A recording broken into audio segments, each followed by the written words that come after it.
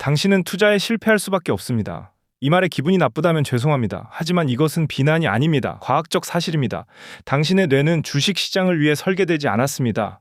인간의 뇌는 수백만 년 전 아프리카 초원에서 생존하도록 프로그래밍 되었습니다. 그 원시적인 생존 본능이 오늘날 당신의 투자 계좌를 파괴하고 있습니다. 우리는 왜 반복해서 같은 실수를 저지르는 걸까요? 왜 모두가 탐욕에 빠질 때 덩달아 뛰어들고 공포에 질릴 때 투매하는 걸까요? 그 이유는 당신이 멍청해서가 아닙니다. 당신이 인간이기 때문입니다. 오늘 우리는 인간의 투자 실패를 보장하는 세 가지 치명적인 심리적 함정을 파헤쳐 보겠습니다. 이 함정들은 당신의 DNA에 깊숙이 박혀 있습니다. 첫 번째 함정은 손실 회피 편향입니다.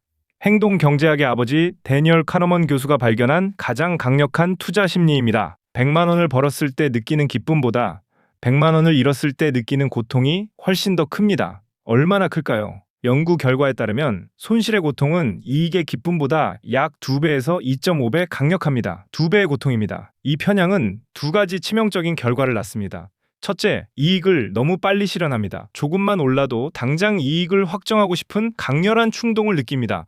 이익을 잃을까봐 두려워하는 것입니다. 그래서 대박 종목을 일찍 팔아버리고 소액의 수익에 만족합니다. 둘째, 손실을 무한정 끌고 갑니다. 손실을 확정하는 순간 2배의 고통을 느껴야 합니다. 그래서 투자자들은 희망이라는 이름에 덫에 걸립니다. 언젠가는 오르겠지, 본전만 찾으면 팔아야지. 이 생각은 손실을 고통스러운 현실이 아닌 잠재적 손실로 남겨두려는 뇌의 방어 기제입니다. 결국 작은 손실이 감당할 수 없는 재앙으로 커질 때까지 계좌를 방치합니다. 손실 회피 편향은 당신이 이기는 투자를 할 때마다 브레이크를 밟게 하고 지는 투자를 할 때마다 엑셀을 밟게 만듭니다. 두 번째 함정은 떼지어 다니는 본능입니다. 바로 군중 심리 또는 사회적 증거 편향입니다. 2021년 비트코인 가격이 폭등할 때 주변의 모든 사람이 돈을 벌고 있다고 말했습니다. 당신은 어떤 기분이 들었습니까? 소외되는 것에 대한 공포, 즉 포모가 당신의 이성을 마비시켰을 겁니다. 이 포모는 현대적인 현상이 아닙니다.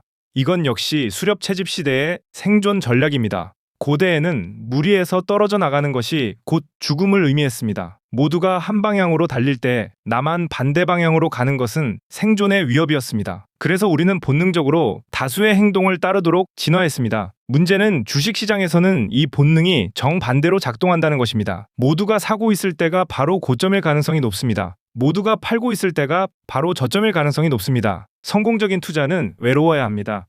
워렌 버핏의 유명한 말이 있습니다. 남들이 탐욕을 부릴 때 두려워하고 남들이 두려워할 때 탐욕을 부려라. 이 말은 인간의 본능과 정면으로 충돌합니다. 당신의 뇌는 당신에게 속삭입니다. 저 많은 사람들이 틀릴 리 없어. 하지만 역사적으로 수많은 버블 붕괴는 이 군중 심리가 만들어낸 합작품이었습니다. 17세기 네덜란드의 튤립 광풍부터 2000년대 닷컴 버블, 2008년 서브프라임 모기지 사태까지 모두 똑같은 패턴을 따랐습니다. 모두가 옳다고 믿는 순간이 가장 위험한 순간이었습니다. 당신의 뇌는 안전을 위해 군중을 따르라고 명령하지만 그 명령은 당신의 자산을 위험에 빠뜨립니다. 세 번째 함정은 도파민 중독입니다. 이것은 투자 실패의 가장 근본적인 원인입니다. 투자 행위는 본질적으로 도박과 매우 유사합니다. 주식이나 코인의 가격이 급등할 때 우리는 강렬한 쾌감을 느낍니다. 이 쾌감은 뇌의 보상 시스템에서 분비되는 도파민 때문입니다. 도파민은 우리가 생존에 필요한 행동을 반복하도록 유도하는 강력한 신경 전달 물질입니다. 문제는 이 도파민이 합리적인 판단을 방해한다는 것입니다.